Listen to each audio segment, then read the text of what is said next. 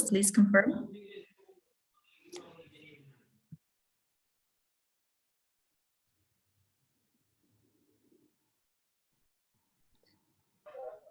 Hi, everybody. This is Confidence from Ghana. Hello, welcome. Thank you.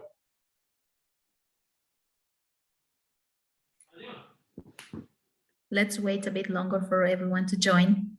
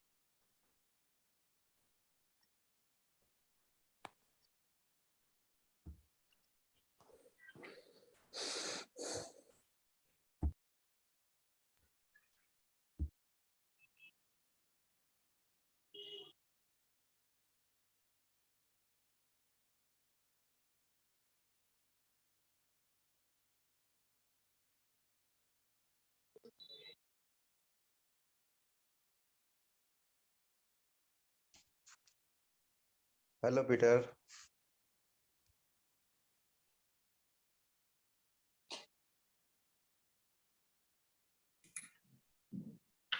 Hello, everyone.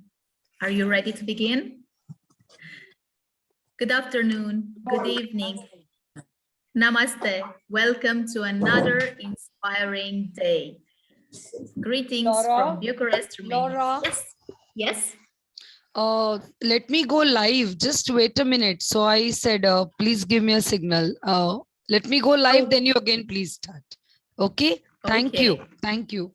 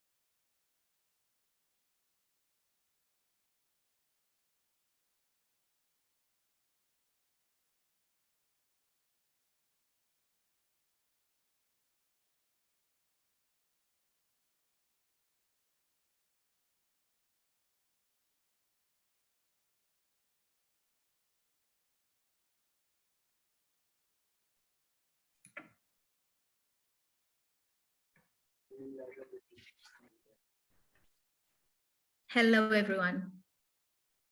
Is everyone ready? Yes. Wonderful. So great to see you all here again. It's really inspiring. Okay, so can we begin?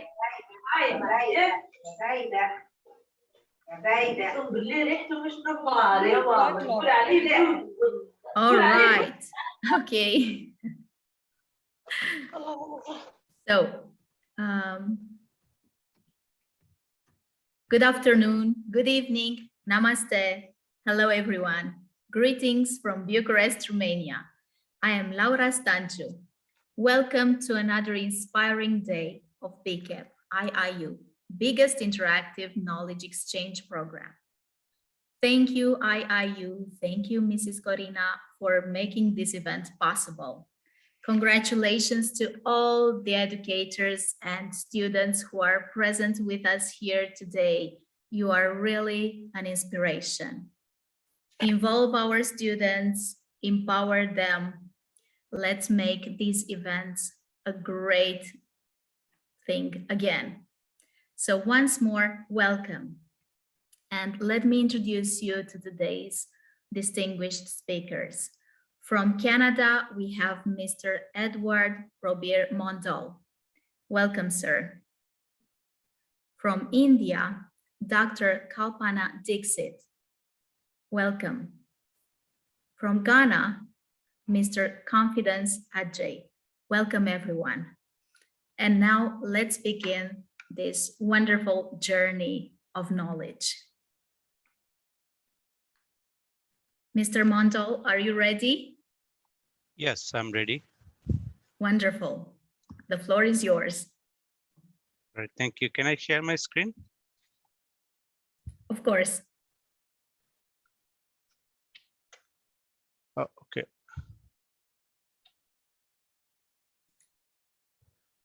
Then you need to, Is it okay? no, it's Can still we- like it's can- host disabled participant screen sharing. Okay, Maybe can we get a bit of help from the technical team?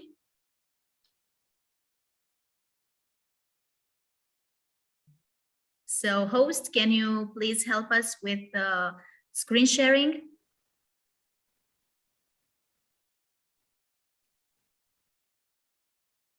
A small technical issue, which I'm sure will be solved in a second. all right. Can you try again? Yeah, Let's I'll see. try. Just hold on for a second. Let me see. Today's topic is, who knows today's topic? Students, let's see. Have you done your homework? How to prepare Yeah, a yeah. research paper? Yeah, that's great.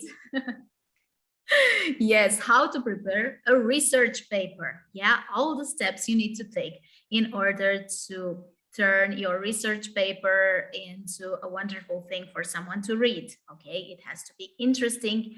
It has to be full of interesting information and full of facts and knowledge. So let's see if we have permission. Okay, great, great. Thank All you. right. The floor is yours.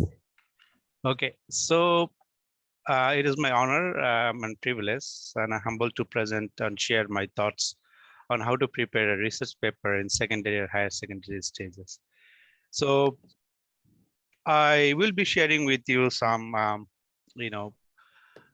tools or steps how you can prepare a research paper. I can see there are students in the secondary level, right? If I'm not mistaken, because I have also some other presentations where I will be sharing some tools for educators too. Anyway, I will be also sharing some information related to the secondary school too. Now, if you go to that very briefly about why actually what do you call the research actually? So I will be sharing within context of our education perspective. Why actually we do research? What is the purpose of the research? So in general, what we can see is writing a summary or report what we can do is we are actually getting this research for some purpose, and it is a disciplined and involved process for critically thinking, evaluating, and exploring the sources to offer unique perspective on the topic that adds a contribution to the specific discipline. Now, let us understand why we need research in secondary or higher secondary school or in the field of education.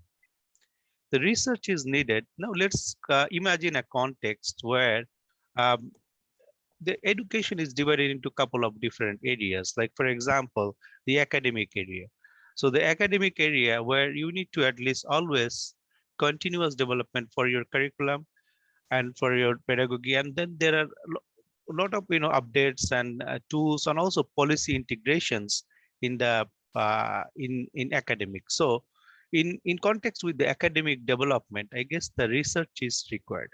Now let us concentrate or let us focus on students or the learners, how the students is learning. Is as the students are following. There are a lot of questions can be asked by the educators or by the administration, by the school or by the school district or by the government or by the agencies, those who are funding the school or the trustees. So they need to know exactly what is going on. So how do you get this information? So you can get these informations by conducting a research. Now, also, there are also other purposes of the research in the school context. So for admission in, like, for example, some schools also run profitable or non-profitable things. Now, whether they're reaching to the goal, right, and then increase the students' admissions and everything. So we need to get these informations. How you get these informations? By conducting a research. Now, there are different type of research. So I will be very, because the students are here and the secondary levels are here. So I will be sharing in a very easier way so that you can understand. So the research paper. So why we need to write a research paper, even the involving the students by the secondary school students in the research paper, how they can, develop their skill in writing research paper. It requires you to critically think, evaluate, organize, and write about one topic. Now, you can imagine as an educator, you are giving a task, a small task to students where they will be thinking or writing an essay or they're writing a report, right? For example, there is an earthquake in a particular region. So, the student will go to the newspaper, go to the internet sources, go to other sources. What is the impact of the earthquake? And then they will say that there is a flood in your area. So the student are given a task where they will be critically think, evaluate, organize, and write about that topic, what happened because of flood. Or there is a traffic, there is increased traffic congestion in the particular area. Why there is a traffic congestion? What can be done? The student can go involved into this. I'm just giving an example so that you understand that how students are also involved into the process of the research and writing good research paper. Now, it's a task or project that grows over time as the researcher interact with other sources. Now, if you're giving a task to students, what they can do, or the researcher, they can interact with several sources. For example, if the particular news are published in a journal or newspaper, they can contact the person who wrote that particular article or newspaper and see that, get more information. For example, there is a flood in the particular region, and why there is a flood? Is there any issues in the particular planning, city planning? So the person who write the report, you can ask and interview the person or get a phone call and ask more information about the report. The student can get more information by doing internet research. So the researcher should interact with other sources. Without interactions, the secondary sources, the reliability of the secondary sources is questionable. So the varies the limits of length, time, and audience. So you also need to understand that when you're writing research, so you need to, also concentrate of the length, time, and audience. Now, choose a topic. You need to choose a topic for research.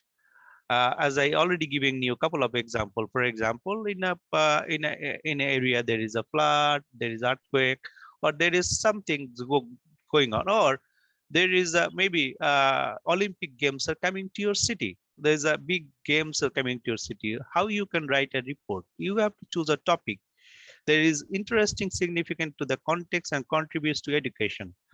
Now fits in the limitations of times and length. So that means you need to provide information or conduct the research why this particular research actually is relevant and also in time and length. It not be very obsolete. Obsolete means you cannot get maybe 10 years previous data or information which is not important or not to the relevant to the particular context, and has enough primary or secondary sources. You need to choose a topic where it will be easier for educators, even the learners, so that they can have the primary data or secondary sources. So what do you mean by primary data? You are conducting research, getting the information that you are involved into the process. And the secondary data like the newspaper or different other sources that you are getting already, there is a research has been conducted. So what you are doing, you're collecting the data from different sources. So the example for this choose a topic is called, we need to learn about the blended learning. This is an example, a topic. So this is a research topic. The next is the title that you need to choose, that what title need to be chosen. The title should not be very lengthy and maximum maybe 12 words. For example, the title should be centered in the page type 12 point times font, or it should be not bolded, underlined, or right. So the title should summarize the paper's main idea, identify variables under discussions and relationship between them. Now, this example, you can just imagine, this is 5 creative ways of blending learning application in teaching to students. So here you can see when you are writing a title, you are very specific. So you are trying to understand, because when you are doing a research on a, like for example, blended learning is the very best topic, very big topic. So you need to be very specific what you are trying to achieve. As I said earlier, the time is very critical in research. For example, if student is given a homework or an assignment and doing a research or doing some critical thinking task, they might be giving 2 days, 3 days, 5 days a week. So this time is critical. For educators, maybe months, or doing certain research, and your administration or your school can ask educator to do certain research, but there is a time limit. So you need to be very specific to choosing a title. Now, author's name, how you write the author's name? Author's name should be appear under the title with designation, affiliation, and email address. For example, I wrote an article or this particular thing, the role of emotional intelligence in education. So who is the author? Author is Edward Mundell, which is me. Affiliation, like the university or colleges or school, the name of the school. So the Global Academy of Holistic Leadership and Coaching. So this is the like how you write. This is an example, a typical example. There are many formats, many way you can write it, but just for a new learner, this is just a format that you can use the author's name. Read, formulate a hypothesis and outline. Now, before we doing something or anything else, the researchers must read enough authentic sources from print and electronic media to clear all the possible concepts about the topic. Then he or she should formulate a hypothesis based on her understanding and write temporary outline to guide her path how to start or do a research. That means in general, what we are trying to do, we are doing a good homework.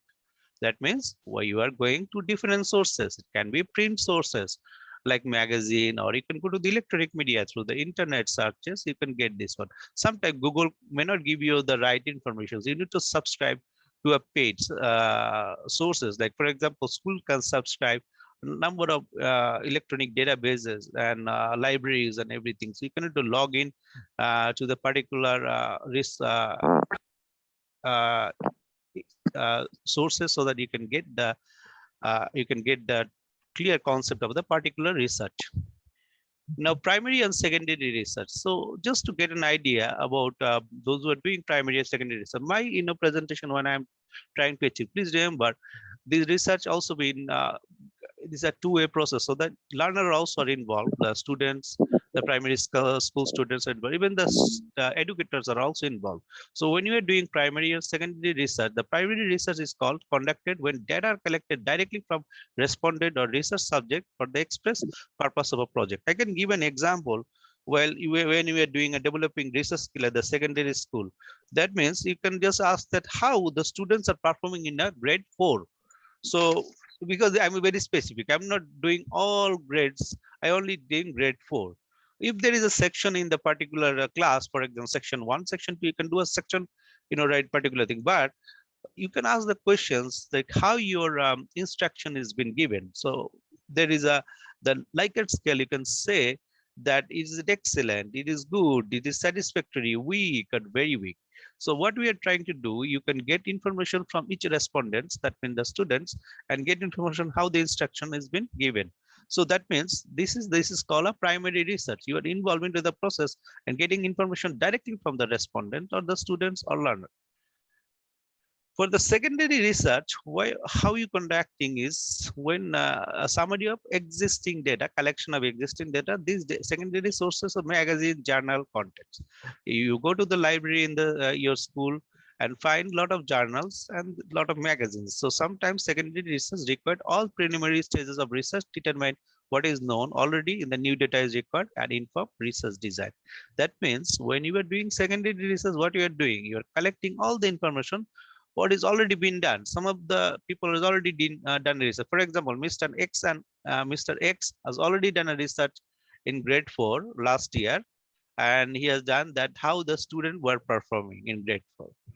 And then because this is a relevant data, and this is a particular process Mr. X has already shown. So you can go to the library and see that how Mr. X has done the research for grade 4 students. So this is just an example of how we are collecting data. Now we cannot go, Mr. maybe Y has done maybe a couple of years back this research. That may not be relevant for the particular research project. You need to just see that how this particular this context is relevant. For example, sometimes the curriculum is always updated. So the last year curriculum is similar to this year, but 2 years before there is a different curriculum. So when you are asking question, you need to make sure that you are asking a relevant informations or relevant or get relevant secondary research sources. Now the library and field research. So library and field research, what is library research? It involves investigating a topic, identifying published and sometimes unpublished sources of information relevant to specific topic. And we are collecting these sources, reading them, interpreting them. So for students, a learner, you might need to get a guide or someone, a teacher, or your maybe someone who is assigned to you, or maybe a senior who is assigned to you. So conducting this research, because when conducting a good research, always you need someone who can guide you, who can guide you to each processes. The research paper is a report of your discoveries and the interpretation that you place upon them. So that's the library research. And then field research, what is field research? It involves conducting studies, experiment designed to discover new facts. Mostly it is done in scientific research to new fact about specific topic or apply to a theory or practical situations. It is currently common practice for all well-conducted projects and includes library research component called literature review. So you can call it as a literature review. When the project is completed, the result of the study experiments are reported in the research paper. Finally, field research falls into category of primary research. So this is what is given. I'm just going to ask the question to a host. How much time is given to me? I have only a few more minutes. I was not told like how It's much. perfect. Is good, right? Okay. So now let's Yes. discuss about the qualitative and quantitative research. Now, when I'm presenting, just imagine as an educator, even as a student, if you're a student just watching this presentation, you also need to understand and that why we are actually doing a research, and then think that how you can do a particular, you must have some questions in your mind. So you should at least ask yourself, what are the areas that you can do research? So qualitative and quantitative research. Now, qualitative research is a research describe phenomena and word instead of number or measures. So that means you're writing in words. Qualitative research, it is essentially an inductive process, reasoning from the specific situation to a general conclusion. Now, qualitative research, what it does is it relies heavily on narrative descriptions. So that means you need to develop a skill. When we are doing qualitative research, there is a writing skill, a narrative descriptions are there. There are two general types of qualitative method. One is a case study, which is one of the famous or more common practices in a business school or universities or area, even schools. The case study method, where researcher explore a single entity or phenomena bounded by a time and activity. Now we can give an example for this. For example, a program process, an institution or social group, how the particular program is running. For example, you have a particular program in your school, how the program is running, and you can just do a research. It's called case research, and collect detailed information through a variety of data collection procedure over a sustained period of time. Now, case study is also a descriptive record of individual experience or behavior kept an outside observer. So this is a case research. What about the ethnographic studies? What do you do in ethnographic studies research? The researcher studies the intercultural group in a natural settings over a specific period of time. Now, cultural groups can be any group of individuals who share a common social experience, location, or social characteristics of interest. Now, we know that in a school, there are many group of students. Now, I live in Canada where the multicultural environment, in some country where you're living, you don't find maybe a multicultural people, only maybe same language, same, culture group of people. But where I'm living here in Canada, there are many countries, many cultures are living. So ethnographic research is very important in this context. Ethnographic research is a process of providing scientific descriptions of educational system, process of phenomenon within their specific context. It relies heavily on observation, description, and qualitative judgment on interpretations of whether phenomena are being studied. It is very important, as I told you earlier, to get a guide or someone who knows the process so that you can do a good research. So ethnographic research is heavily on observation. How to do observation? There are a whole lot of big presentation. This is a general presentation for you so that you understand the basics of the research, and then you can go according to your interest, you can go into deeper and get more information. Now, quantitative research, what do you mean by quantitative research? It describes phenomena in numbers or measures instead of words. So that means we are only talking about the numbers. Now, it is associated with deduction, reasoning from general principles or specific situation. Now, what quantitative research does, it relies heavily on statistical result represented with numbers. That means you need to get some kind of statistical knowledge or basics of the statistical knowledge, maybe using a statistical software to do a research. It is an inquiry into identified problem based on testing a theory composed of variable measures with numbers and analyzed using statistical techniques.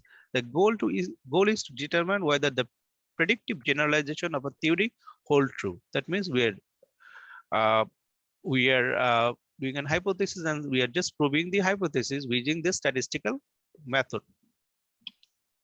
Now, there are three types of quantitative method. Just there are many. We will not go into deeper, but just generally, what we are first is the experiments.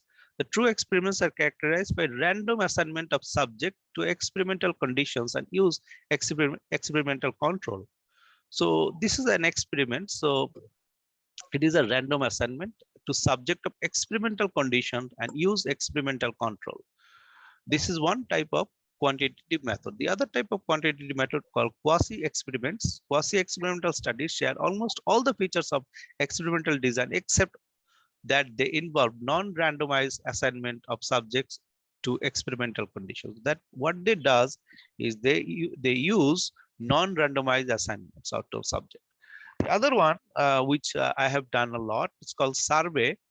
Survey method. They include cross-sectional or longitudinal study using questionnaire or interviews for data collection with intent of estimating the characteristic of large population of interest based on smaller sample of the population. For example, in your school, there are 500 students are there, but you can take an example of maybe 50 students, a smaller sample of the population, and you can using a questionnaire, doing interview method, get the data and data collections. Now, please remember, when you're doing different types of research, you may not use all type of research, or you may not be experienced or doing or expert in all type of research. I'm not. Nobody is actually expert in all type of research, but you can, according to your interest, according to your context, according to your need, you can choose one type of research or a couple of type of research and then get a result. Now, contents of research paper. This today's topic is said how to write a good research paper, right? So Always research paper has an abstract. That means summary. What is the research? There is an introduction. There is a literature review. I already shared with you. What is literature review? Literature review is doing secondary sources, doing this research and methodology, data analysis, result, conclusion, and references. This is just a summary, or this is the contents of the research paper. Now, what is abstract? Abstract gives a concise summary of the contents of the research paper, approximately about 100 to 250 words. It should be self-contained and provide a complete picture of what the study is about. Abstract should be organized just like introduction, literature review, methods, result discussion. It should be written last during your drafting stage.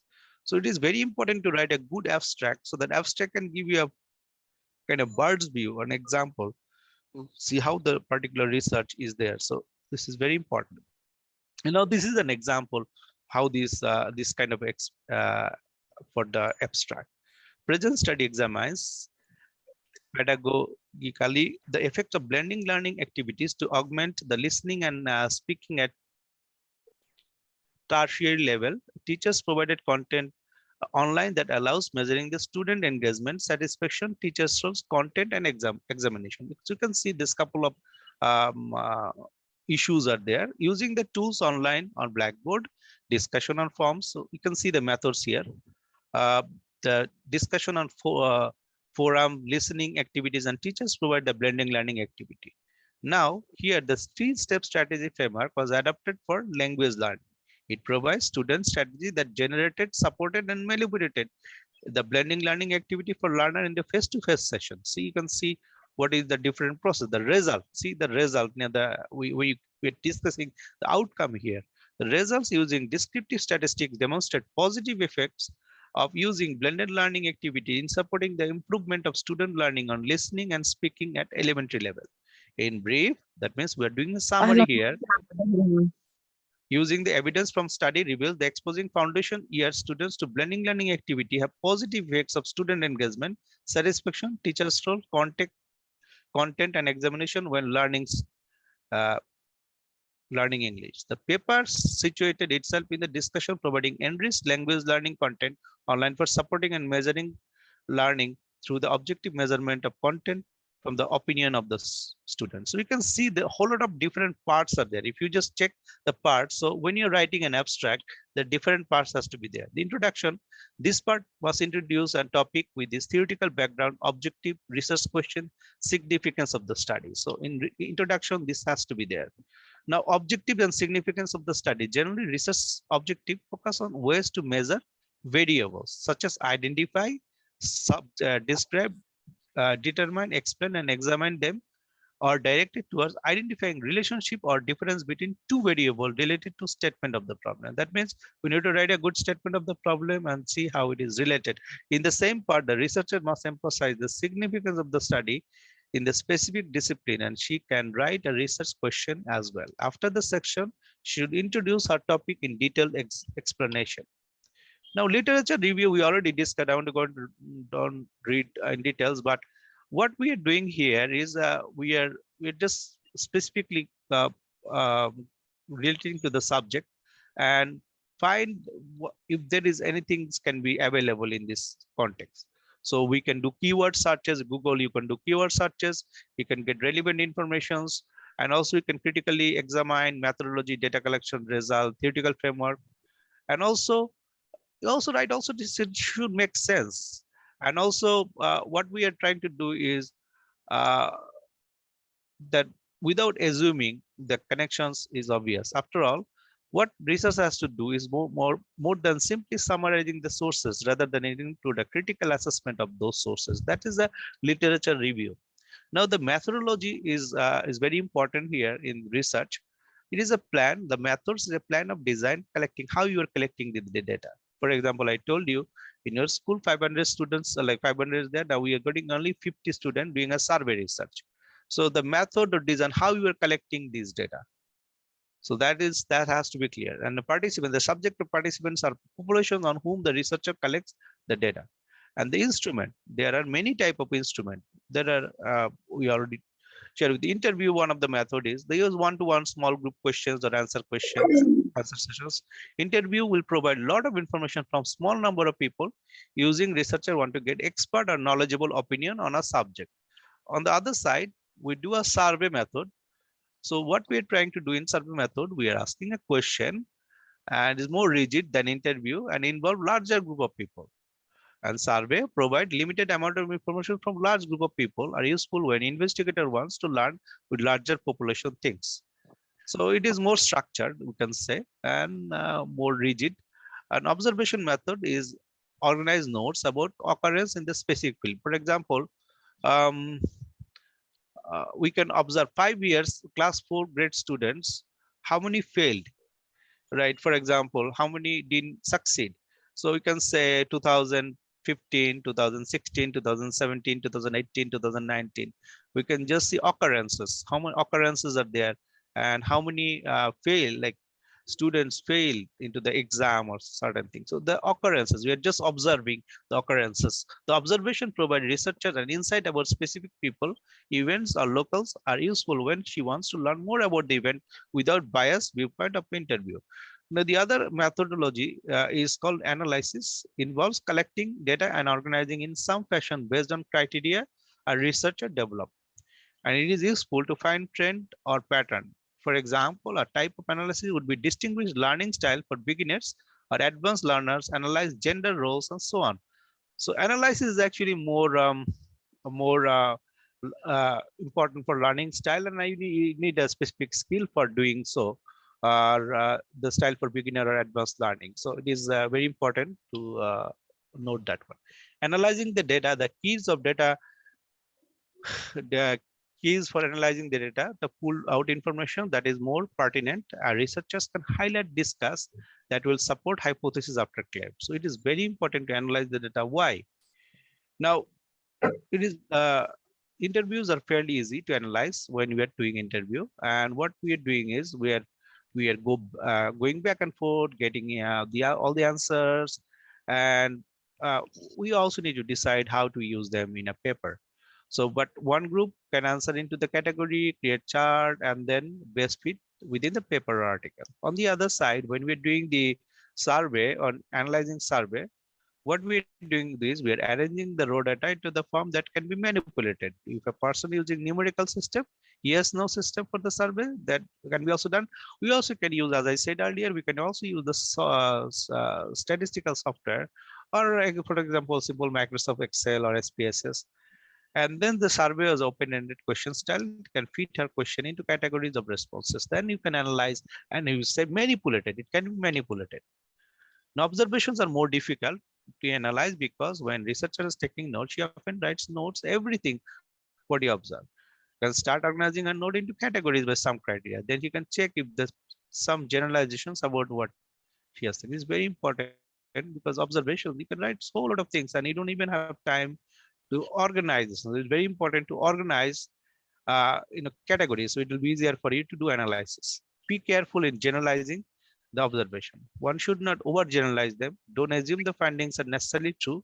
Every person within the group of every person is. I have seen in a research, doing a lot of research, and see that a lot of people actually maybe already overgeneralize or maybe already decided, and then there is a biased analysis are there without doing a proper research.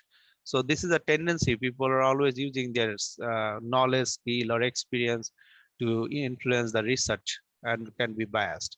The mixed method, one of the benefit of combining primary research within secondary research, data triangulation. Data triangulation is when a piece of data finding or a generalization is able to be verified with several different research methods. So we can use also a mixed method because it can be useful for your research. This also helps to add the credibility and make findings stronger. Now, discussion and conclusion will almost end. Now, in this section, a researcher should discuss critically all the findings showing their relation to the objectives of the study and what to extend objective and research questions are fulfilled and answered. You can also compare a result with other studies and may recommend suggestion, conclusion, restate the contribution of the research. So you remember when we first write the abstract, we discuss different components, and also at the end, we also need to recommend suggestions and conclusions and restate the contributions of the research. What is the purpose of the research? And then finally, these references. We also use the references idea from other work, not directly quoting the material or making it. Sometimes some people can be mistaken not using the references because you're not quoting certain in the research, but you are reading this particular, the informations are there. So you have to provide these references, even though you're not quoting, but you are getting influenced by the other research. So making references to entire book, article, or other work, you only have to make reference to the author and year of publication, not the page number in your text reference. All the sources are cited in the text must appear in the reference list at the end of the paper. In case of direct quotations, whether short or long, one must include page number as well. So this is an example how you do that. Now the first example is Oliver and Triangle. You can see the year of publication. This is the author name.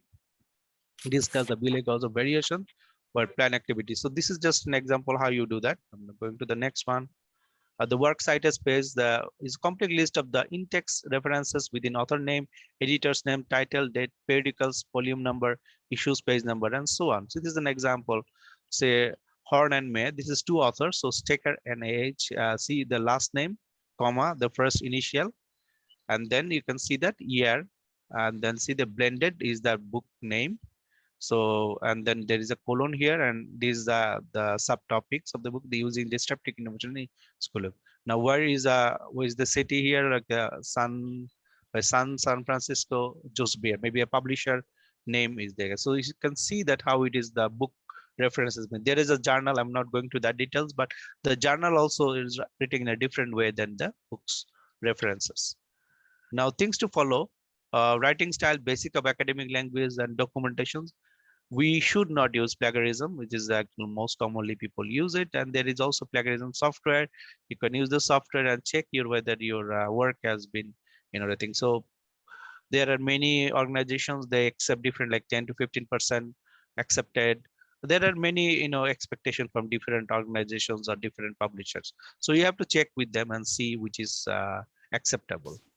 References, these are the references that you can see. This Markman, this is the last name of the author name, and the second author Wardle, and 2001 10 step in writing the research paper. These are the references. So I already discussed much. I'm not taking much information with that. Thank you very much. On behalf of Global Academy Holistic Leadership and Coaching, it's my privilege to share with you some thoughts with you. Thank you so much. Thank you so much, Mr. Edward Mondo. It was wonderful. Your presentation was so powerful, both interesting and informative. There were so many details for the students to use in their creation of the research paper. So thank you so much. Dear students, I hope you were paying attention because there was so much you could learn. It was an honor to have you as a speaker today. Thank you so much.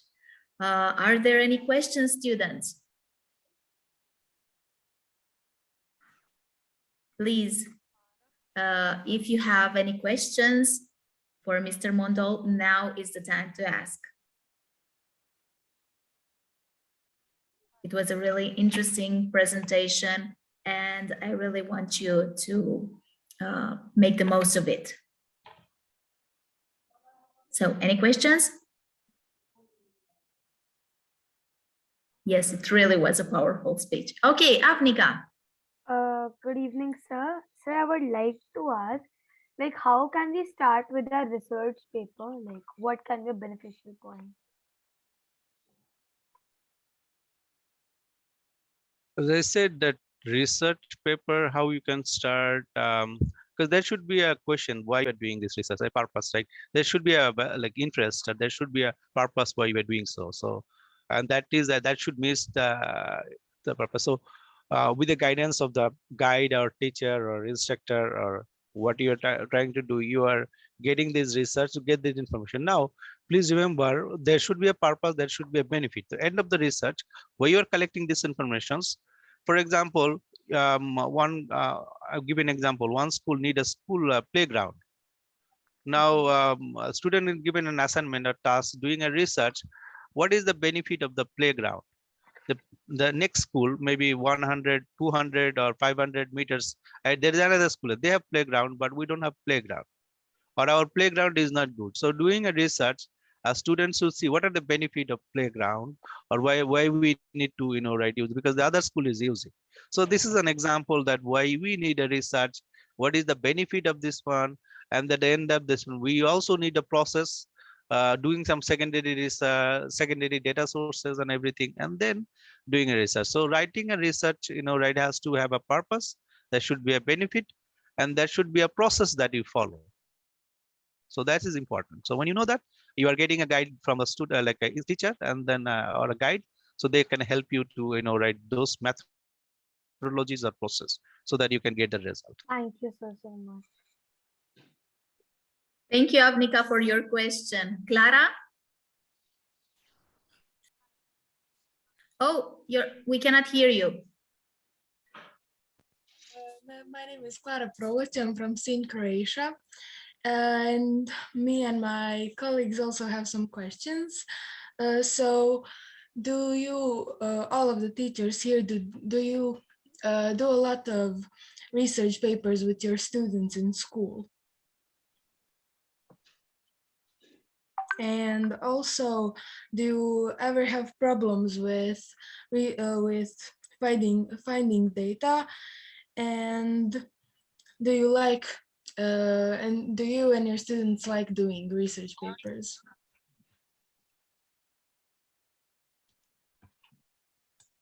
Professor I think Edmondo, do anyone. you understand Clara? Clara is asking, do you make many research with your students?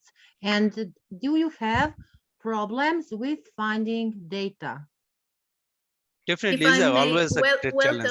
welcome, Mrs. Nada. It's so great to see you Yeah, here. you are. Thank Thank you very much. Thank you. I'm really proud that my students in the big number joined today, and really they have many questions because they are very curious students and highly motivated. So I think that will be many questions today. Wonderful. We are honored by your presence, and we are happy to see your beautiful students. Thank you. So let's answer the question.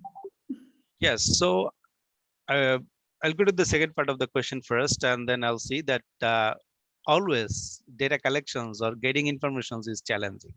So sometimes you may not get the relevant data. So it is very challenging for research. So even though when you are asking and said a teacher has given an assignment or doing a research, but you are not getting these sources from internet or any sources, it's very common. So it's very challenging. So the other thing is definitely yes. So not all teachers or not everyone is interested. Probably will guide you there for research. So you will not like see. So this is we encourage all the educator, all the teachers or everyone to at least help the students to learn and get into the process. But we are not living in ideal world. Like not everyone or all the schools, all the institute, all the teachers may not be, right, have the sources, or they're busy. There a lot of other things are going on. So definitely, this is always a challenge. So you also need to understand that how you can overcome those challenges. What are the then we can redefine in this context. What you can do, redefine a research. What is available? What can be done? Use your common sense and see, and then do the research thing. And then when the data is available, for example, this year I don't have a big library or the data sources. This year there's a new additions that we subscribe to a big database and everything. So this year students couldn't able to do a research because they don't have enough sources. Next year when the students are getting all the resources, because they have already have enough sources and everything. So next year students can do a good research because they have more facilities. Our laboratory lab facilities is good, and then things. So that can be done. So you also see what are the limitations are there. Also, you need to include this limitation in your research. So these are the limitations that I have, and these are we redefine the research. You can redefine the research and do the research which is relevant, which is available, and which can be done practically, right thing. So that's the tech. Thank you.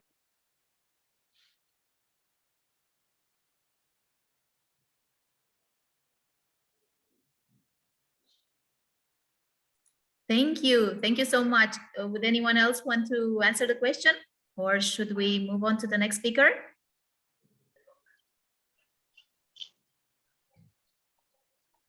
Okay. So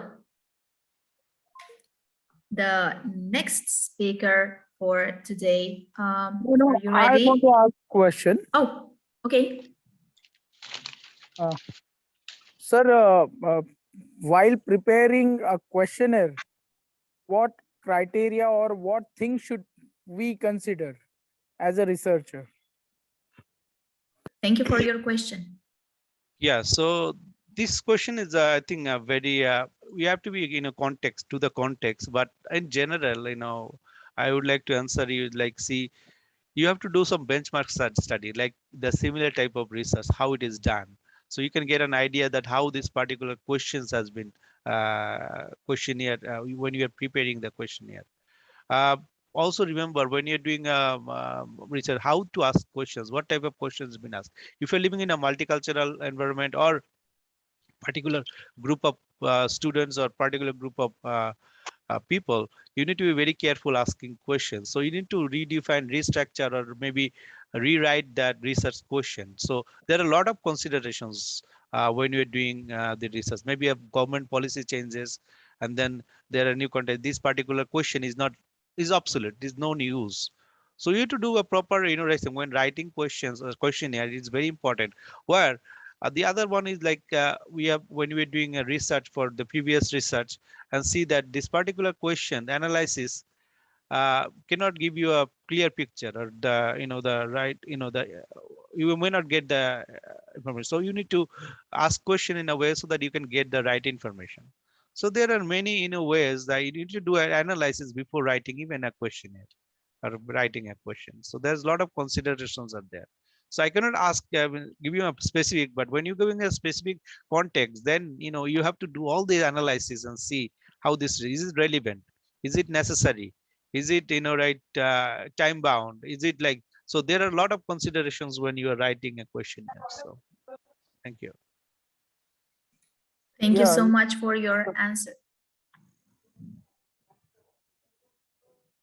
Thank And you thank so you much. for the question. Okay, and there was one more question for Mr. Mahmoud Hassan.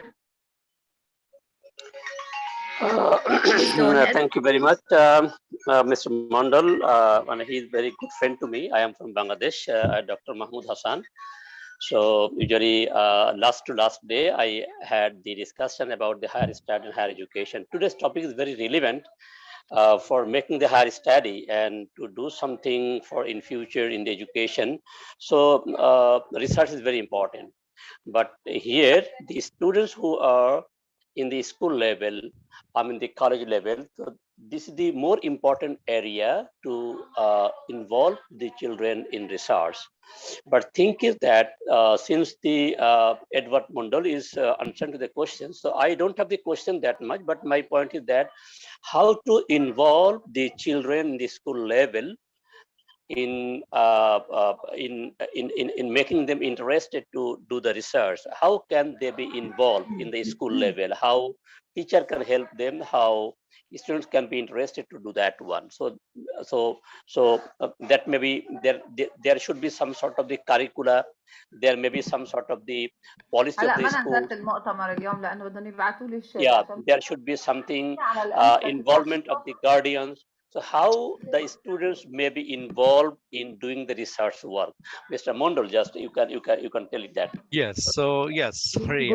Yeah, it's very interesting actually. We do a lot of technology and everything, but more than the technology, with that augmented reality, virtual reality, with all those website, all the learning management soft like the platform and everything. But I will be specific more about the personalized, what do you call that? Empathetic learning, right? Are involving students and hearing from them. So giving them actually an opportunity. It has to be a two-way communication. And also, as I said, you need to also share what is the philosophy, what is the purpose, what is the what is the result. Like for example, I had one teacher when I was in school. He always started the story, a storytelling approach, and then always say that what is happening around the world. He'll give you, like for example, BBC or CNN News, you get the 5 minutes, the brief and everything. He always give you the what is happening in the world. So he giving all the statistics and data and relevant, and he do research before coming to class. He do research and give it all the data and statistics. So this is kind of a right sharing informations what is happening all around. Even though it is not possible within the class time, some teachers have, I have seen, they have a Google share drive, so student can go and just check it out what is the current research. And I have seen, I have one instructor, a professor, he always share articles, always share research paper with me and everything. So new, sharing the informations and everything.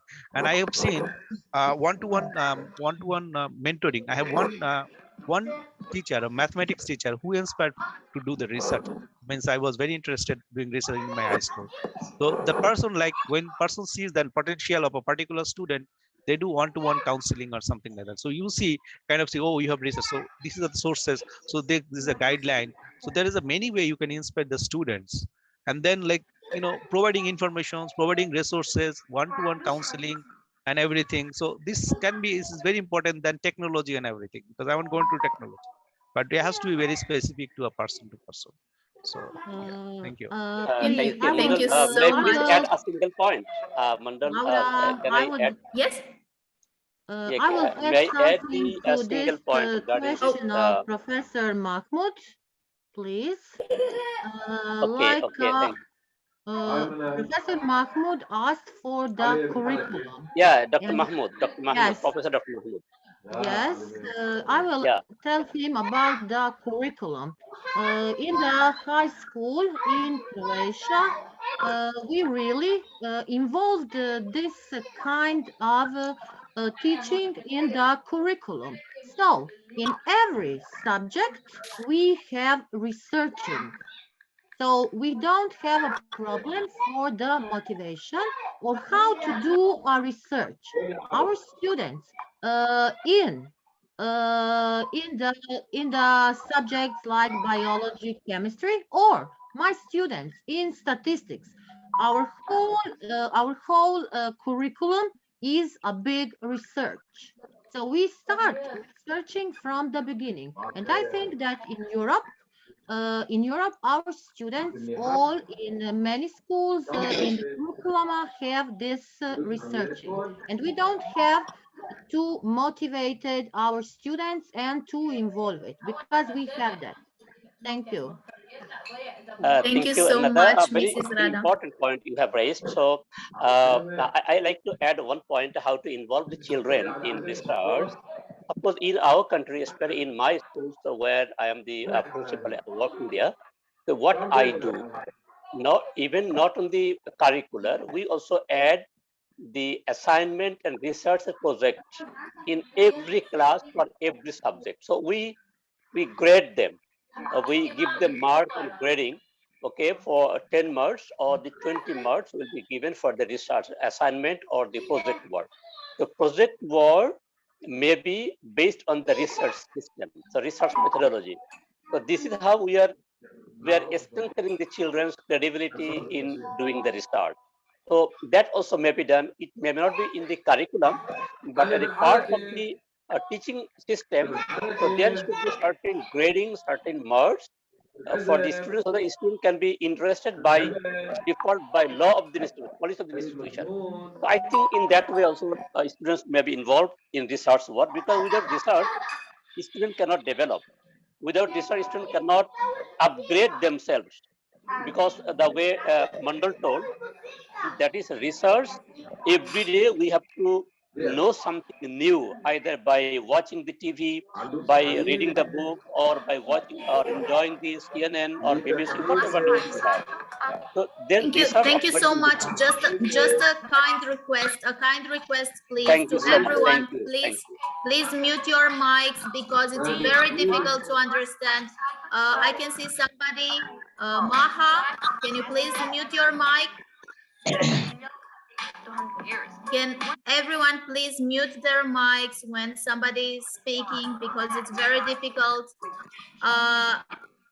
Host, can you make me co-host? I could deal with this situation from my end if you make me co-host.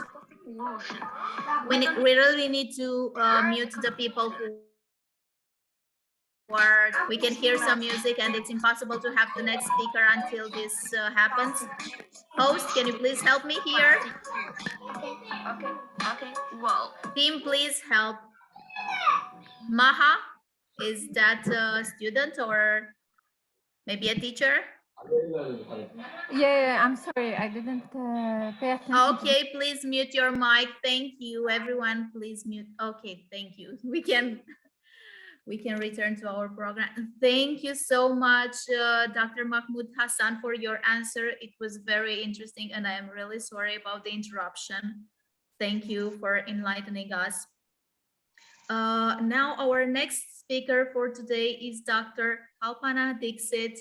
Welcome, ma'am. We are really honored to have you here with us today. Hello, Lara. Lara, Hello, can you give? welcome. Hello, Lara. Can you give chance to third speaker? Actually, my system is down presently. Automatically, my system is down. So I am restarting my laptop. Okay. So can you give the chance to third speaker? I will come on third number. Okay. Okay. Yes. Thank you so much. I am just recovering around it. Okay. Yes. Thank you. Okay. So, thank you. We will move on to the next speaker, Mr. Confidence Ajay from Ghana. Are you here with us? Yes. It's an honor. It's an honor to see you here. Okay, once more, a request for everyone to mute their mics except for the speaker. Okay, so Mr. Confidence, it's an honor to have you here with us tonight. Okay, so pardon me, I'll on my video in a gist. I'm just working on it right now, so I'll on it. But nevertheless, I will start sharing my screen.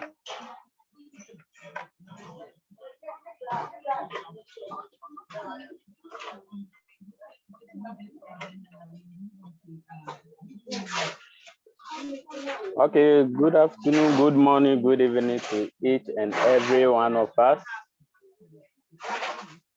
So my name is Confidence Ajay. I'm from Ghana, and I'm happy to be here to talk about how to write a research paper. So first and foremost, I will need to establish the difference between a research and an information gathering. The reason being, a lot of people misconcept or interuse the research as well as information gathering. So first and foremost, when we talk about a research is just an act or attitude of bringing out an empirical evidence to a situation or an issue or an occurrence, whilst information gathering is just you getting knowledge or an idea about an event or a situation. So that's the difference. Now, the similarity is that, so a research is just simply the advanced form of an information gathering. Now, for the purpose of this discussion, I'm going to concentrate my presentation on these few images that is being shown. But with that, I'll make sure that I'm able to cover everything for the benefit of each and everyone who is here. So first and foremost, as I've already explained, research, when we talk about research, it's just an empirical evidence to a situation or to supporting an occurrence. So now, how do we then conduct a research? in conducting a research, first and foremost, you must be able to familiarize yourself. You must be able to get information. That's the gathering of the information about what you want to do. You need to actually understand the concept, what you are doing, what you want to do, and what you need to do. It is very, very important, because when you familiarize yourself or you are able to understand what you want to do, it gives you the edge to know where to go and what to search for and when to search for. Now, most important aspect of a research is how to develop a research topic. How to develop a research topic. In most cases, a lot of people find difficulties in conducting research paper just because of the research topic that they've chosen. In choosing a research topic, first and foremost, you must know that any occurrences or any topic that you are choosing have already been tackled before. It means a lot of people might have done something in it. So it shouldn't occur to you that it's only you that is doing that particular work. Then the second aspect is that what is the purpose of the research? So if you're able to understand the purpose of the research, then the topic will be streamlined to what? That effect. The topic will be streamlined to that effect. With that notion, you will be able to make your research so simple, clear, and concise. When one is able to understand those concepts, then you are good to go in terms of getting your research topic. Now, there are so many ways of getting a research topic. First and foremost, you can look into your vicinity. What are the various problems that, or what are various situations or issues that are hovering around your vicinity? You can go to your school. What are the situations over there? You can go to churches. You can go to markets. Everywhere.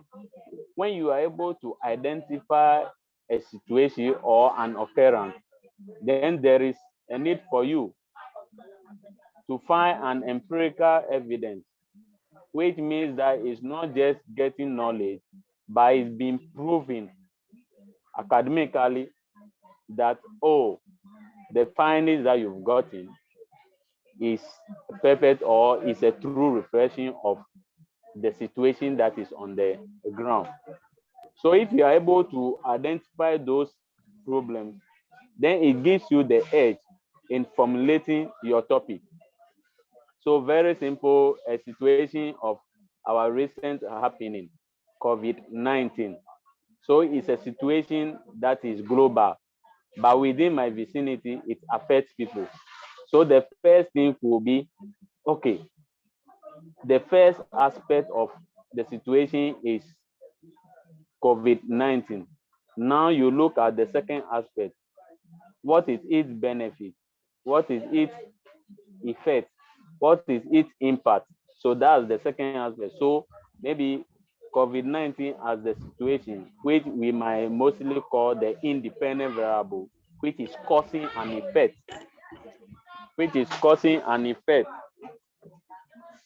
on a situation, or which is causing a situation. You look at it, then you will now look, during the COVID, there was a lockdown. During a COVID, there was a lockdown. So within that lockdown, what happened? Maybe it affects the educational system, it affects the Christianity, the religious body, it affects the market, that's business activities. So in crafting, the first topic can be the effect of COVID-19 lockdown on student performance. The effect of COVID-19 on student or COVID-19 lockdown on student performance. So now we are looking at two sides, the COVID-19 and its effect on student performance. Now, the second aspect is talking about maybe COVID-19 and religious bodies. So with that particular aspect, we are talking about COVID-19, how COVID-19 affects churches' activities. So with that particular being COVID-19, we are able to craft a lot of topics from that simple happening, which is the COVID-19.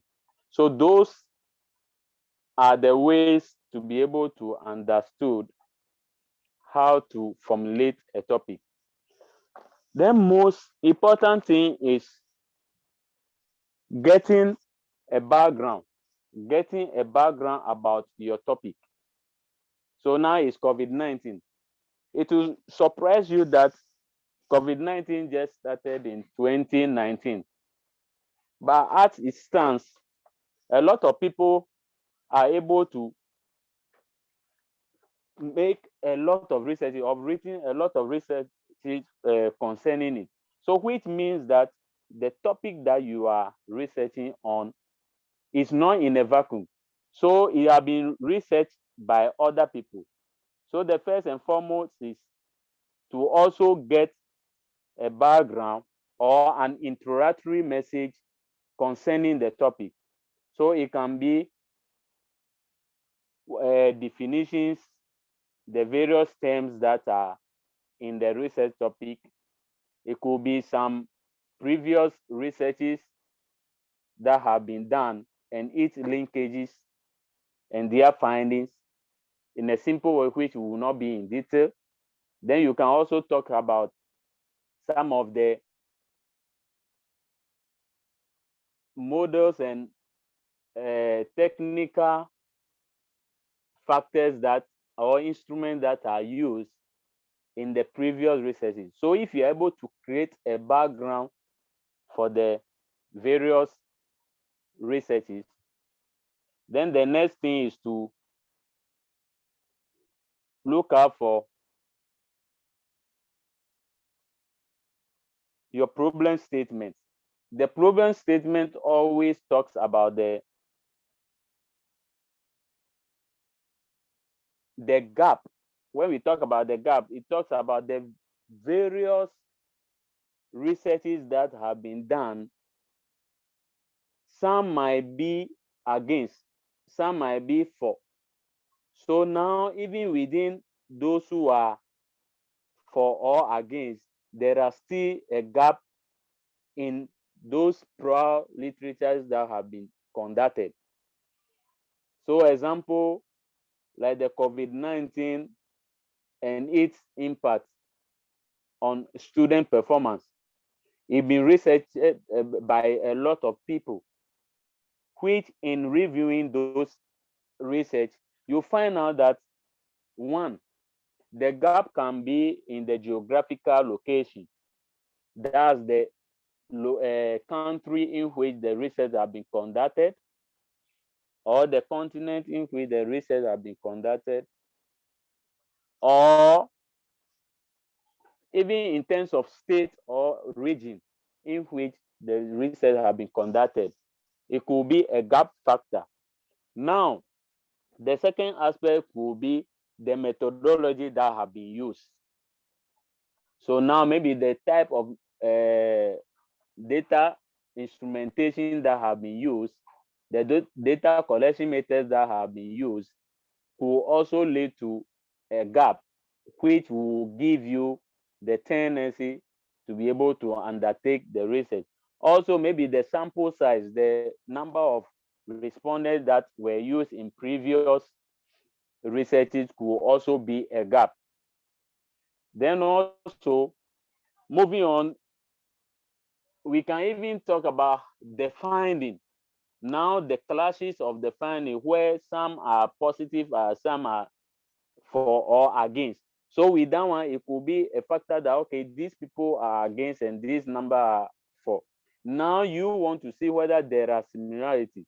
So if you are able to identify those gaps, then you'll be able to base your research objective on the gap. So most of the time, your research background, which is the topic and the background, should be linked to your research problem statement, which is the gap. But that can be identified or can be obtained through a review of previous literatures. And the interesting thing is that when you look at the standardized research paper writing, you rather see problem statement before even a literature review, because you see a problem statement at the chapter 1, like the first part of the research, but literature review is at the second part of the research. But most reasonably, before you will be able to identify a gap in a research, then there is a need for you to do a literature review. So literally on paper, we see that the problem statement comes before the literature review. But on more in practical, you must first review a literature to be able to understand or identify your gap. With that gap, you will be able to generate a research objective. So it's from your research objective that you can obtain a research question. So it's from your research objective that you can obtain a research question. So now, research objectives are in two categories. We have the general, which is the main research. Then the other one is the specific. That's the various constraints that you are able to use to measure the overall research.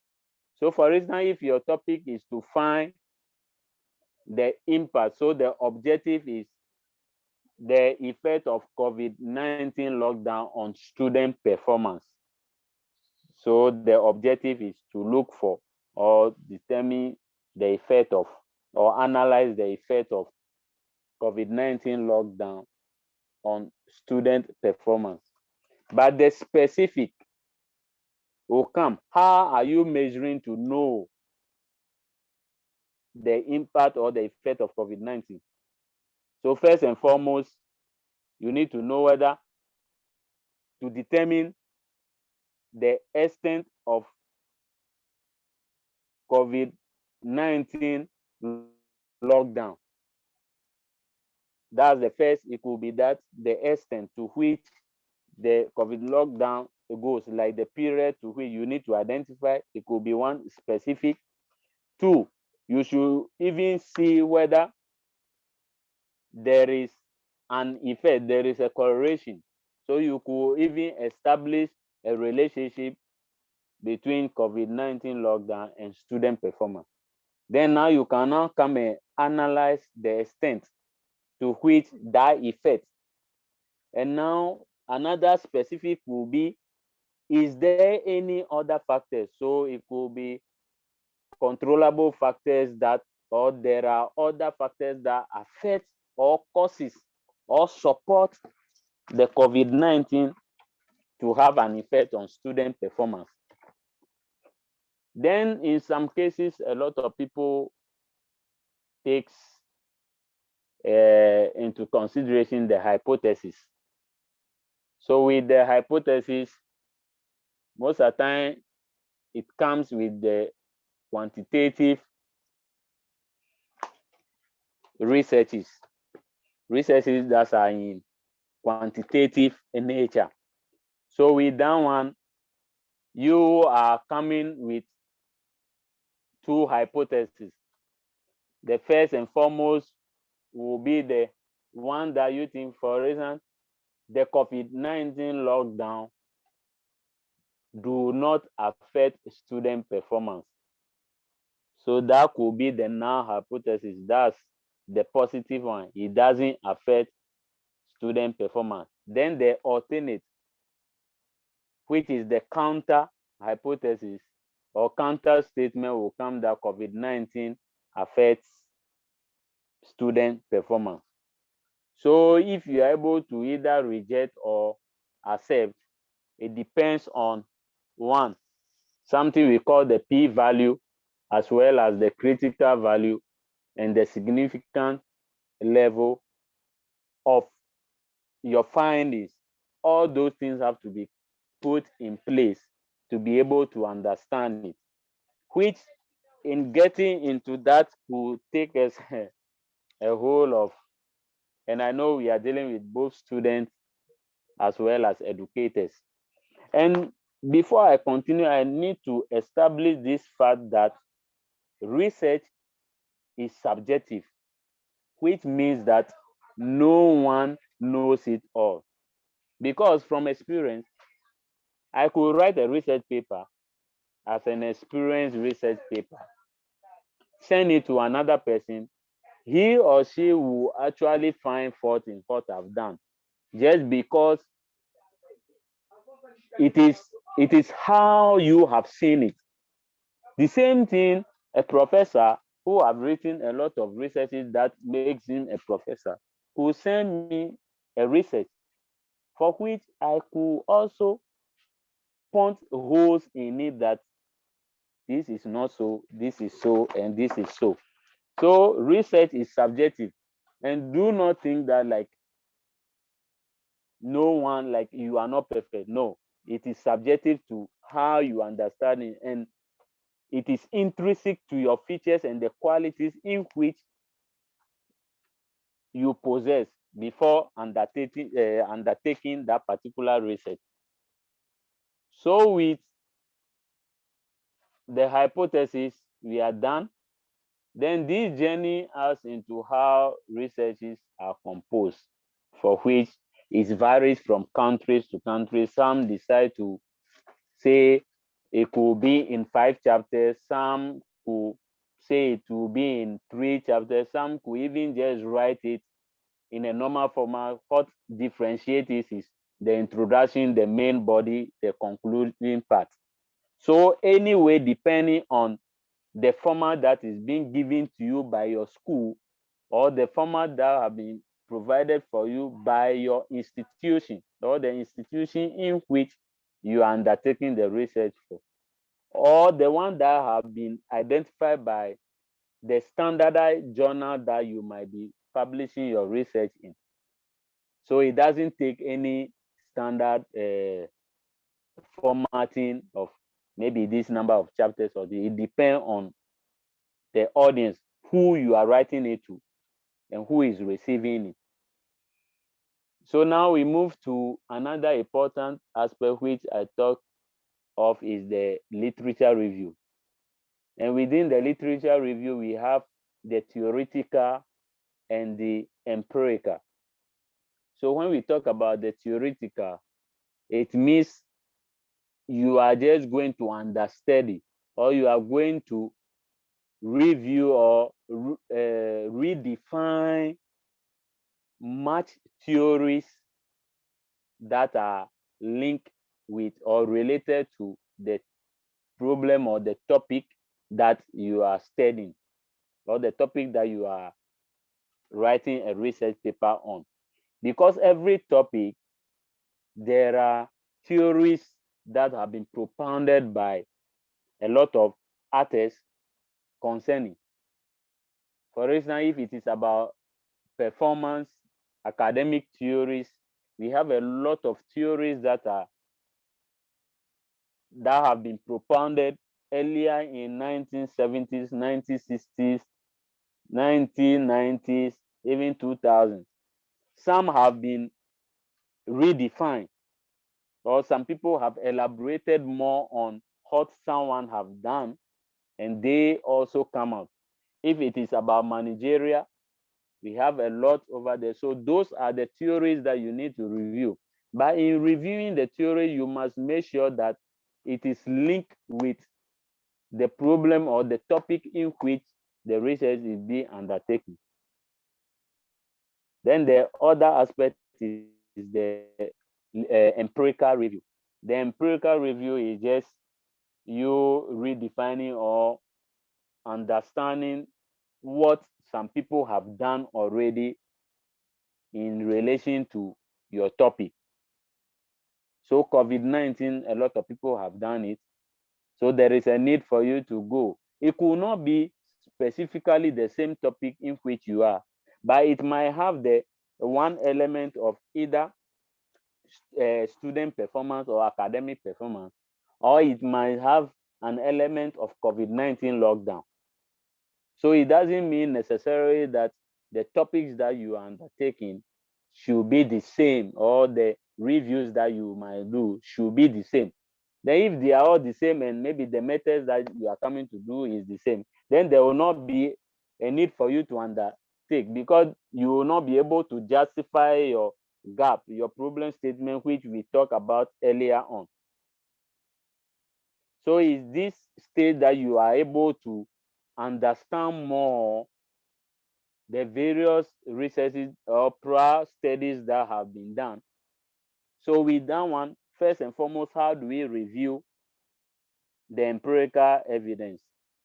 First and foremost, you must know, you must review the topic that the people have studied. Then second, you must look out for the method that have been used, either in collection of the data, the analyzing of the data, and the presentation of the data. Then you also look out for the sample size that have been used. The sample size that have been used. With that particular notion, you will be able to understand whether what they've used is different from what you are coming to use or not. If not, then you could also call something adoption and modification. Mr. Confidence, yeah. thank you. Thank you so much. We are running a bit behind schedule. Okay. Could you please come to the conclusion? I'm sorry to interrupt you. Okay. So I have question to ask. Oh, please, Peter.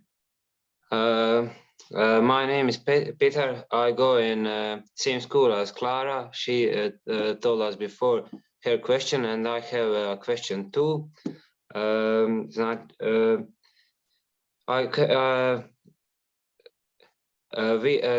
are really high motivated students. We want to do our research with both schools. Please write your contact in chat. We European, I mean we Croatian, really like this way of learning, because researching is one of the most necessary skill for 21st century. Thank you, Peter. Great. Okay. So, Mr. Confidence. Yeah. Should I just conclude? If that's possible. Okay. So, yeah, sure. Thank you. Okay. So, in conclusion, there are various ways to also present your research. So it could be more of table or graphical presentation, or also in a mixture of graphical, tabular, as well as written. With the graphical and the tabular, it gives the research a concise and pictorial view to be able to understand what you do. Then there are also need for you to know that throughout your findings, meeting up with the people, you are not able to cover everything that is needed. So there is a need for you to also recommend for further research into other aspects that you think your research is not able to cover. Then also there is a need for referencing. It's very important because you could be penalized or even persecuted for picking up somebody's work without referencing or acknowledging the person.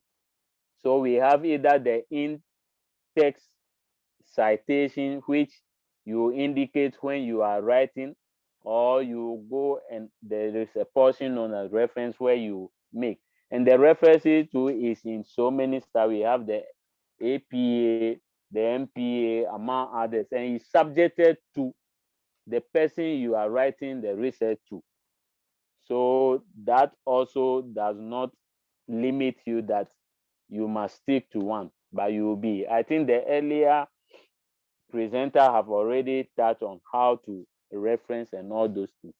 So basically, that's the little that I have in line with how to write a research paper. It's just really unfortunate the time doesn't permit more. Thank you very much. Thank you so much, Mr. Confidence. That was very interesting and informative. Thank you so much for being here. We are honored to have you as a speaker today. And now it is time for our last speaker. Ma'am, are you here with us today? Yeah. I am on phone. My Okay, laptop is not wonderful. working. And I am on phone. I will take on phone. Okay. So Yeah. Dr. Kalpana Dixit, the floor is yours. Yeah. Thank you, Lara. Thank you, Corina, madam. Nada, ma'am, you are here also. And all the principals, lecturers, students, my dear students. I am Dr. Kalpana Dixit from India. So I will let you know how to write a good research paper.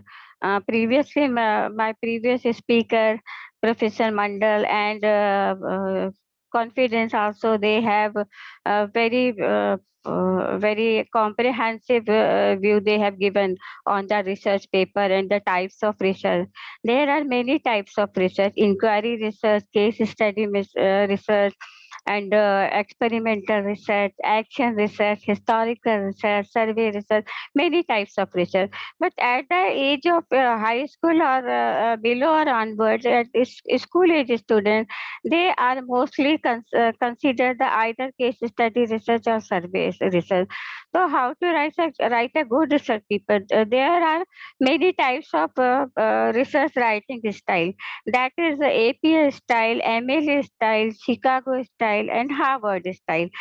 So all of them, we must prefer to go on the APA style, because APA style is more or less useful for humanistic subject, language subject, and other subjects of humanity and social science.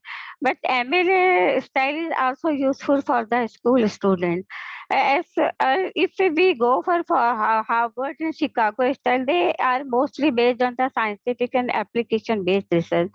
So if you go for the format of the research paper writing, so first you have to, as Mandal sir has explained you, so you have to write an abstract. Abstract will go for 20 or 200 or 250 words.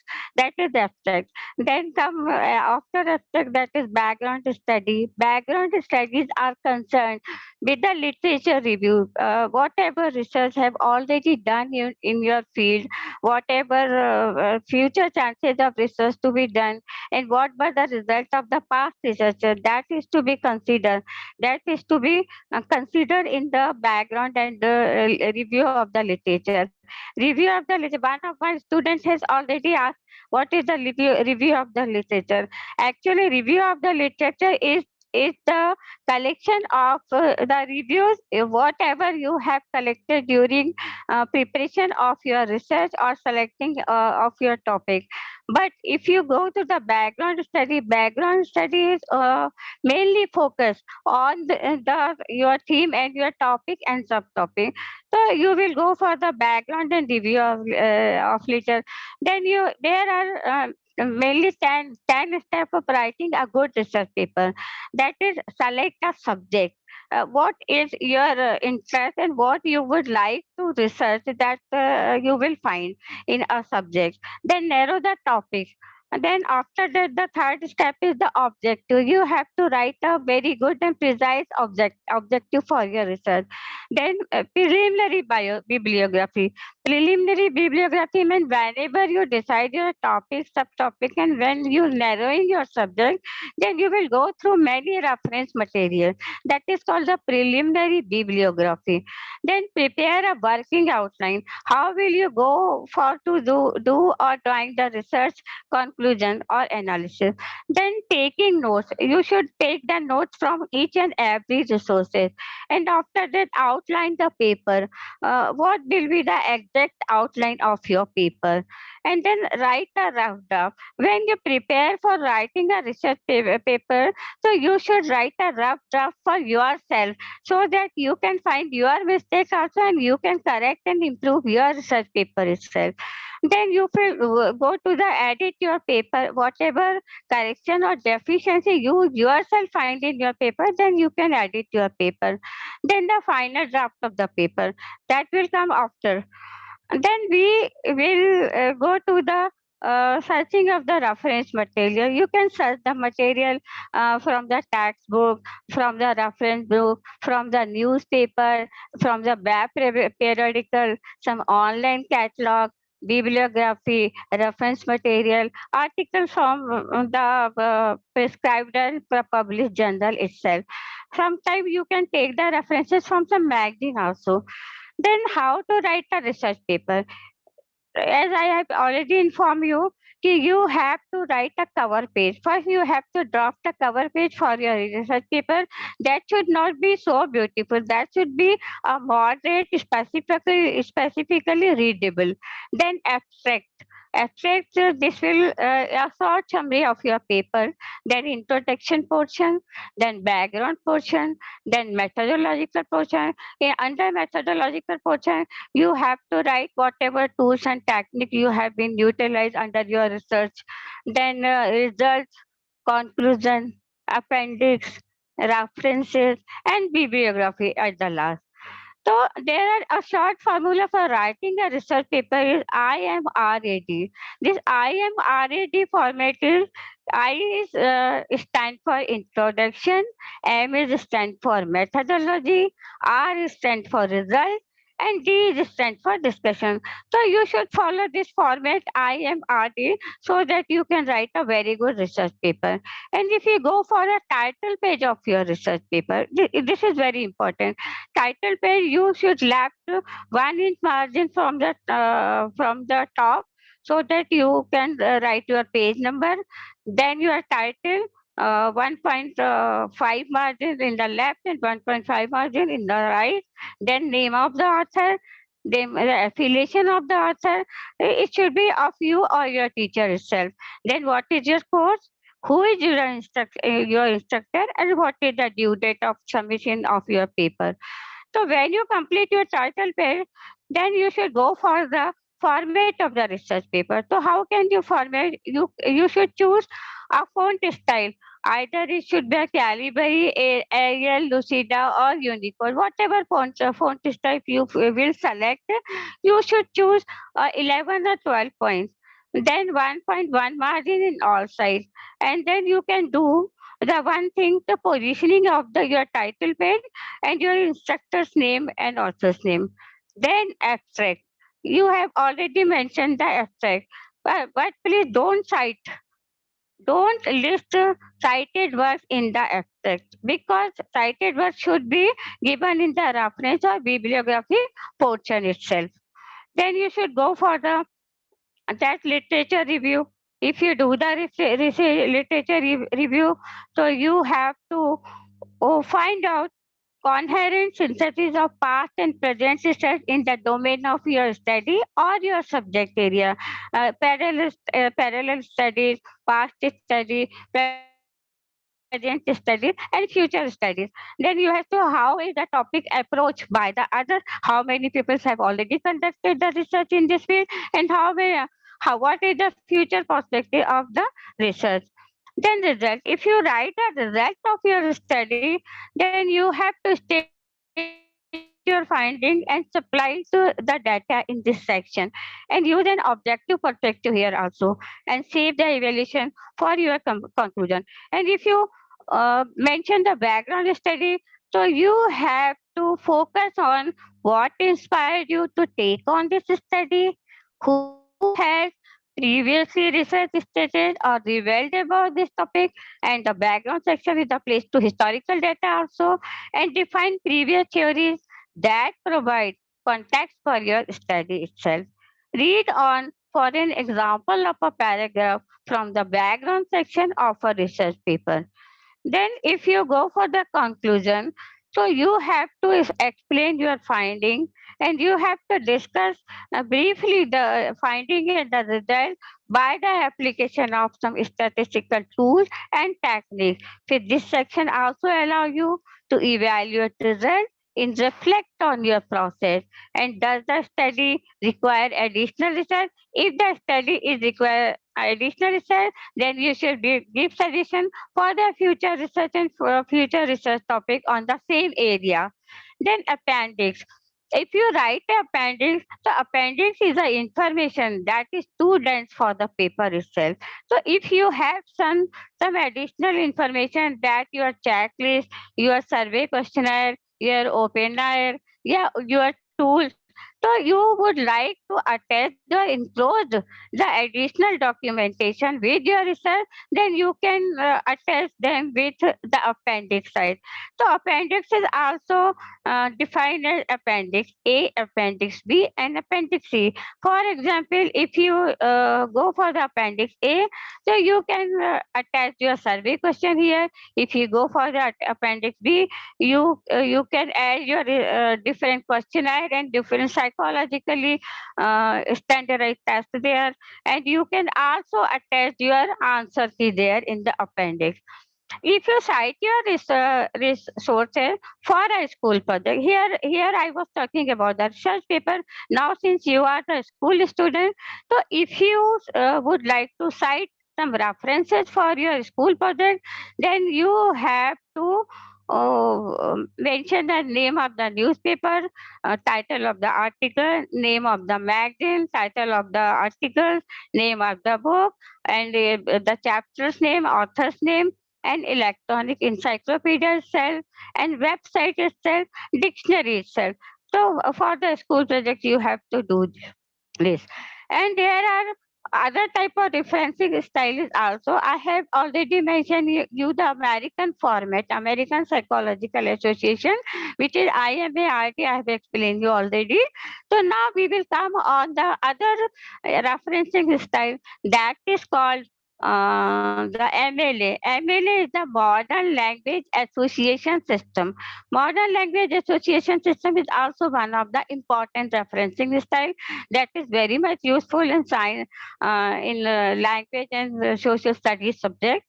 So these styles are just a difference from the American Psychological Association system, Harvard system, and MHRA system. But in this style, you will find some liberty. What type of liberty you find?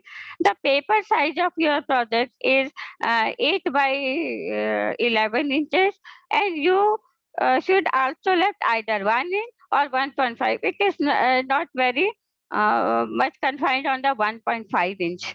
And you have also write your project report or research report on the double space paragraph. It is also a very good liberty and very good opportunity for a researcher to express. It is acceptable to use any font size that is easy to read. The use of 12 point size is very good, and font style can be utilized as per your choice, and you can also beautify your project in this type of referencing style. And you can, if you don't have binding resources, so you can simply staple your research report or your research paper or your project work, and from the top left corner of the project, and you should also go for the spiral binding for that. MLA format instruction also give you the choice of writing a name of the author, like first letter of the title, first letter of the last word, and first letter of any adjective, adverb, noun, pronoun, or verb. So this is very much freely styled to write a research paper and very much convenient to the school student itself. And when you go for this format continuously, then you should write your name on the first page, the name of your instructor, the name and number of the course or class what you are pursuing, and the assignment due date on 4 separate lines, and keep the font size 12 points itself. So this will look like that. See, you are mentioning title page, cover page, and all that. So this is my simple instruction for you to writing a research paper. My previous speaker has been very broadly and comprehensively highlight the type of researches and the description of the research. Now, dear students, if you have some query or question, you can ask me, and you can also call me, you can also mail me, and you can contact me on phone itself. So if you have any query, I am ready to respond to you. Please go ahead. Thank you so much, Dr. Kalpana Dixit. It was really wonderful. It was a very interesting presentation. So students, if you have any questions, Sorry. now is the moment. Hi, can you hear me? Yes, we can hear you. Yeah, you can. Hi. I'm really sorry I don't have any questions, but I have to go. So I just really want to say thank you for everyone for doing this. It was very informative and it really had helped me and my peers. So thank you for this. It was wonderful. Thank you, Clara, for your feedback. It's really important. Thank you. Thank you. Bye. Hi, students. Have you any query? I'm ready to respond to you. Sorry, I was not able to present my presentation, but I will share on the email, so you will get. Have you any query, please?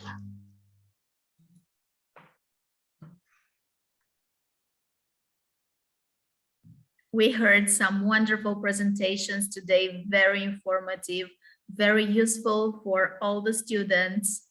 And it would be lovely if they have any questions. Teacher, can I present a video? Is it long? We are a bit late today. How many minutes? It's just 4 minutes. It's 4 minutes only. Okay, I think we can do that. Can Peter share the screen? Okay, so here. And share the sound as well. Seriously trying to Can you hear me? Yes, we can hear it. Can you make it bigger? Welcome to this ELC self-study Full video. screen, yeah.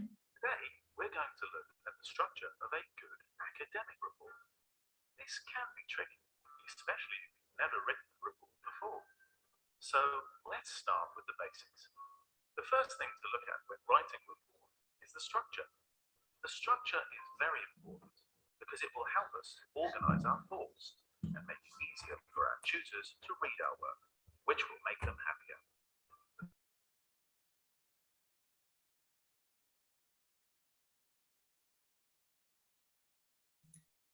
I cannot hear it. Now, the first part of the report is the introduction. This is where we tell the reader. So can you hear it? The scope. What is the purpose of our report? For example, this report examines the recycling attitudes and behavior of university students and staff members and suggests ways to improve environmental policies and recycling facilities at a university campus. This tells us exactly what the report is about. We should include any background information the reader will need to understand our report. We should also include any key terms the report will use. That's the introduction sorted. Now let's move on to the next section. The next section is sort of like an extension of the introduction. It's the procedure. If we're writing a short report, we can include this section in the introduction to save space. Otherwise, though, we should give it its own section. The procedure shows our reader exactly how we gathered the data. Did we use a questionnaire? How did we find the respondents? What groups of people were targeted? How many people were surveyed? Did we perhaps perform some sort of scientific experiment? Or did we observe something as it happened in the real world? Whatever it is, this is the part of our report where we tell the reader exactly how the data was gathered. Once we have gathered our data, we will include it in our findings. This is the part of our report where we tell the reader exactly what we have found out. What did our respondents say? Reports often use lots of tables and graphs to display information quickly and clearly. The findings section is also a good place to outline anything that went wrong when we were collecting our data. A lot of the time, problems can be useful for our research. In fact, sometimes we can learn more when things go wrong. The important thing is to say what happened and why. We need to discuss the causes and the implications of the problems we encountered. The next part is the conclusion. This is where we summarize what we have concluded from the successes and from the failures. What did the data tell us about our topic? What did this mean? Now remember, the conclusion should discuss the information in the report, but we shouldn't introduce any new information here. The main purpose of the conclusion is to summarize the rest of the report briefly and succinctly. The conclusion should also provide the link between our findings and our recommendations.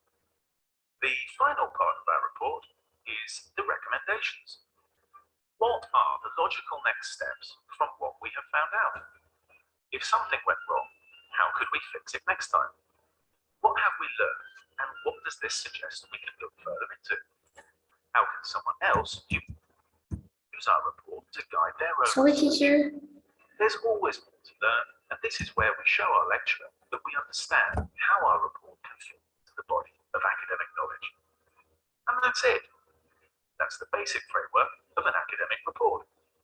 Now, there are a number of other resources on the ELC YouTube channel to help with each part in more detail, including look at findings, conclusion, and recommendation sections, as well as how to use references to back up everything we say. Okay, so it's the end about the videos now. Thank you so much. That was really nice, Peter. It's so great to see students involved and interested in the topics that we present. Thank you so much. You are really important, and all of you are. And thank you so much for being with us today. Thank you, dear speakers. Thank you, dear students. Thank you, all of you who are here today. It was a wonderful session, very informative. Again, thank you, IIU. Thank you, Mrs. Karina. Thank you, organizing team. Thank you, Mrs. Nada, for being here. Thank you, distinguished speakers. And see you tomorrow in another wonderful session of BIKEP. Goodbye, everyone. Have a wonderful day. Goodbye. Goodbye, teacher.